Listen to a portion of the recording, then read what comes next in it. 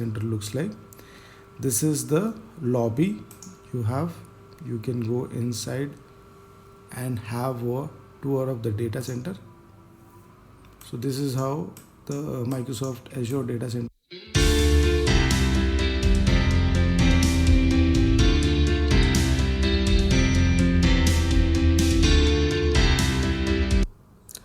In this video, we are going to understand what is cloud, why we need cloud, what are cloud providers, and why we need Palo Alto Firewall to be deployed in cloud.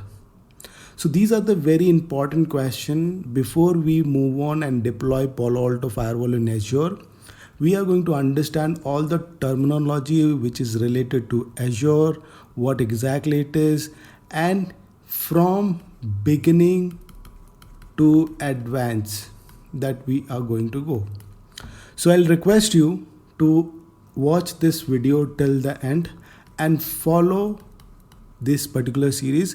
It will be very much helpful because in today's world, mostly all the companies are moved to cloud, and as it's infra in the cloud, they have to protect that particular infra. For that, they are going to deploy firewalls in those clouds, and I'm going to cover multiple other firewalls. How can we deploy into Azure or AWS or any other clouds, whatever that comments that I got or get in this particular series. So please do follow this series. This is very much interesting and important, and it is very much important for your next career move. And also I'll request you to please subscribe my channel and hit the bell icon so that you never miss any video from me. So without any further delay, let's get started. So friends, let's try to understand what is cloud. Okay. If you see this particular picture or this particular image, we'll try to understand what is cloud. Cloud is nothing but it is basically a data center. That's all. Now, before or maybe in the past, what used to happen is like, let's say I have my own office. Okay. I have multiple employees which is sitting in this multiple floors. All those employees are sitting in this particular building. So these employees might use some internal applications, like some tool needs to be logged in to do some productive work, or they are doing some development. So they need those devices. So in this particular building, they will put one data center, right? So in data center, they will have servers, they will have routers, they will have switches, because I cannot basically put server on desk of any employee. So I have to create a room wherein I have to put those servers, I have to put those networking devices. So basically we'll create data center something like this. Okay, there are different kinds of data center, but and that we are going to put the servers, switches, firewalls and all. Okay, so we'll create our own network infra. But in cloud, what happens is it will be created by somebody else, and we gonna rent some part of that particular infra. And when we want to expand it, let's say I want more servers, I can basically pay money and get those servers immediately. So here the scaling factor is also there. So I don't own the device, I am just renting the device, and when my usage finishes, I will stop giving the rent, and the provider who has that particular data center, he will not give me access of that particular server. So basically renting the device, and whenever the use case is finished, I will leave it. So there is no basically the maintenance that we supposed to do for that particular data center, it's no longer there. Whenever we want to use the server, we'll just rent it, we'll use that application, and then after that, after 1 year or maybe 6 months, or maybe after 1 month, or maybe after 5 days, 1 day of uses, and then we can leave it.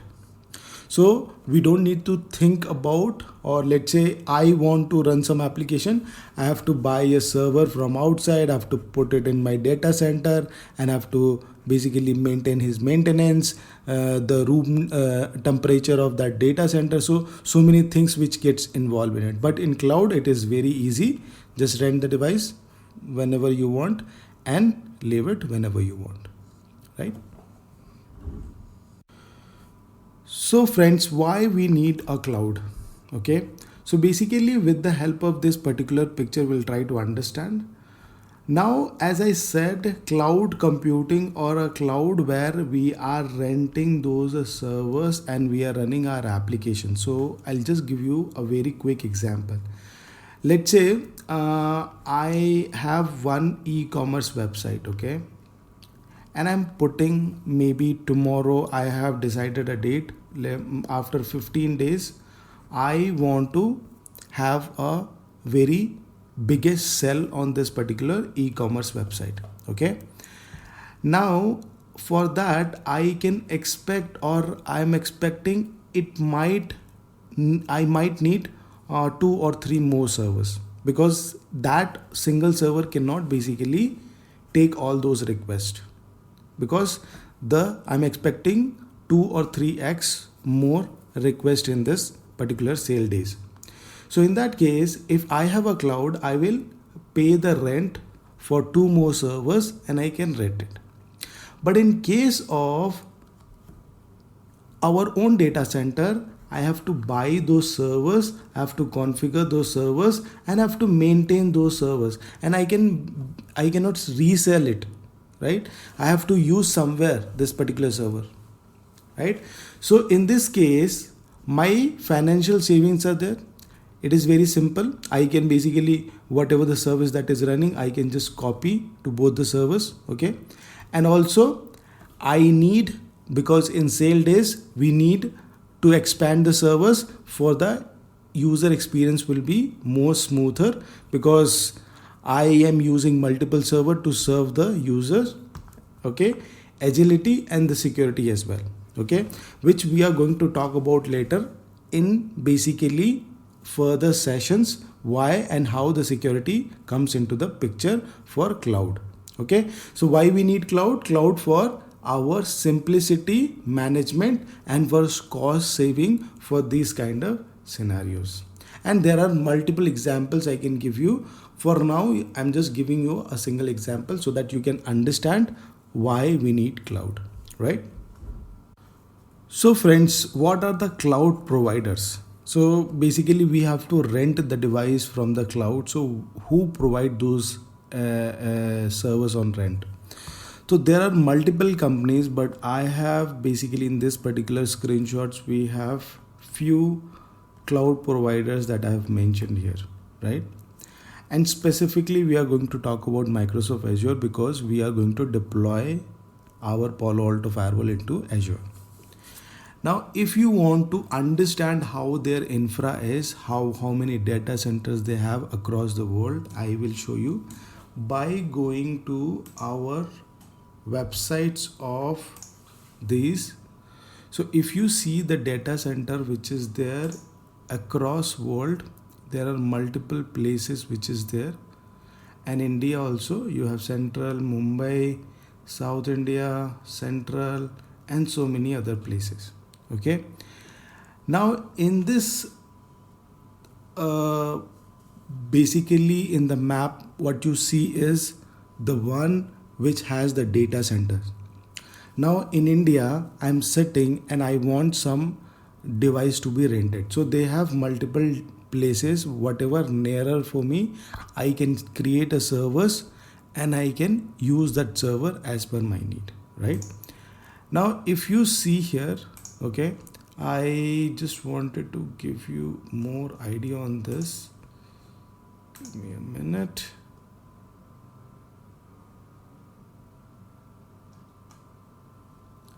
So let's take a virtual tour. Now this basically explains you how a data center looks like, okay? If you want to start exploring how a data center looks like, This is the lobby you can go inside and have a tour of the data center.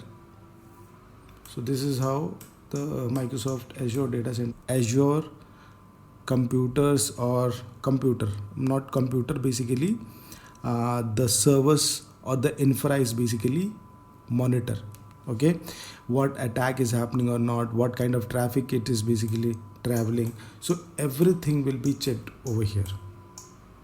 Okay, now if you go to mechanical room, and there are steps that you can follow and you can go inside that, right? So let's go to the mechanical area. Now here you can see how the power things are there, and you can see so many things here in this, right? And then you can enter into server room. So you cannot go directly into the server room. This is how the server rooms are.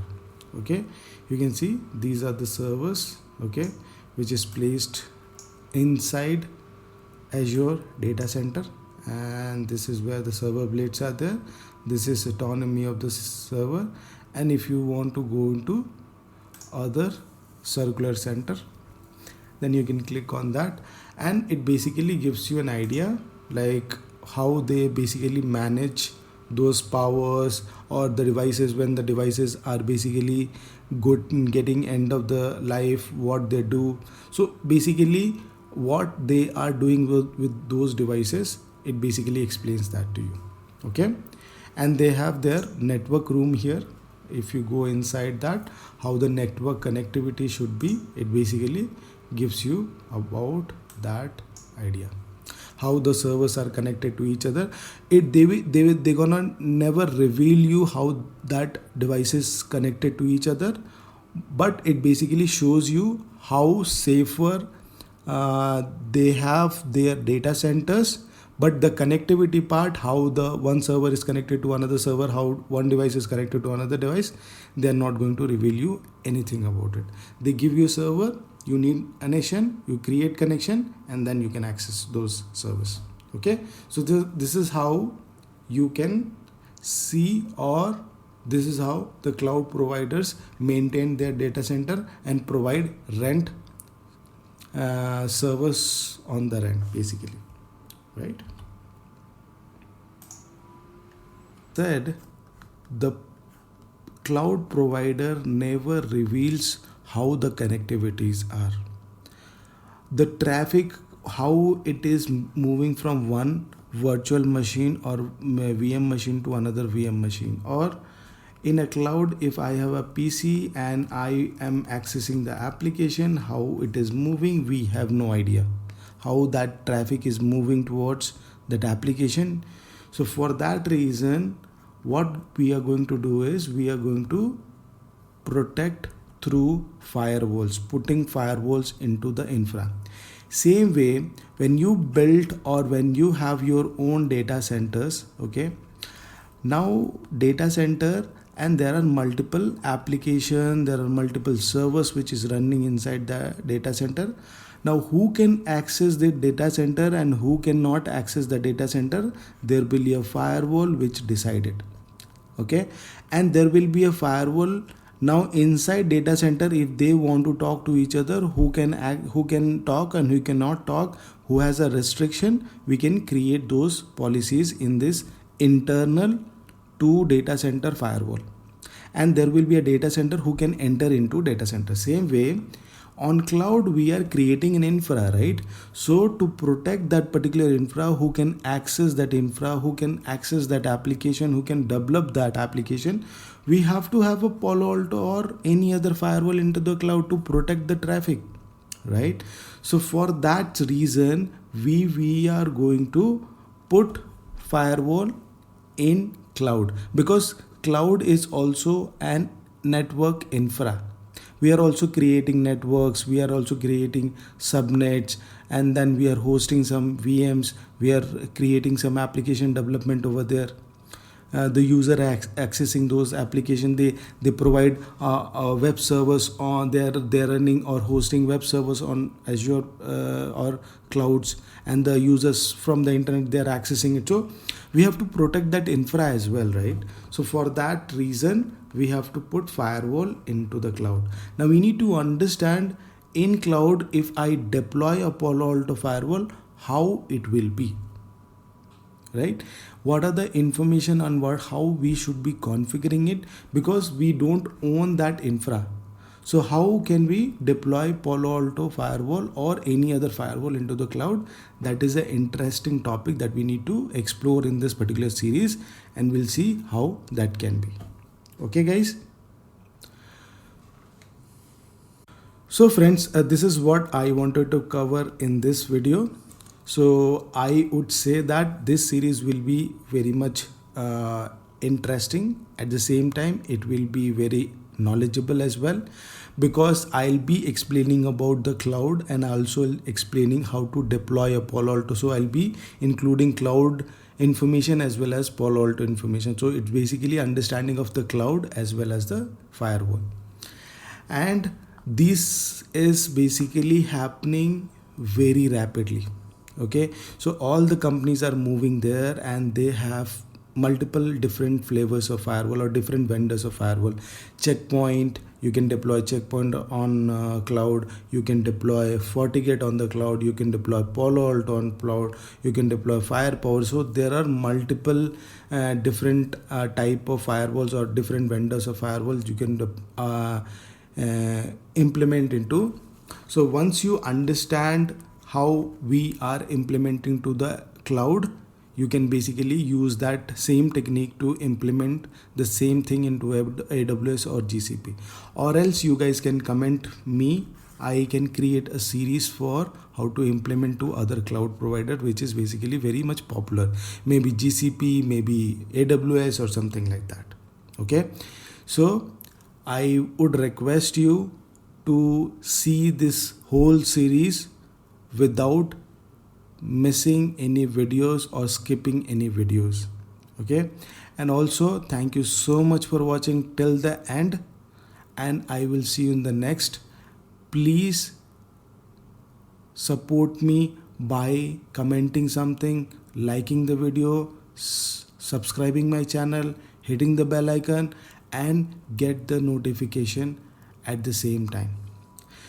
It is very much free. There is no charges. I'm not going to charge anything. It basically helps me to improve lot many things, and also that like or subscribe basically helps me to grow my channel.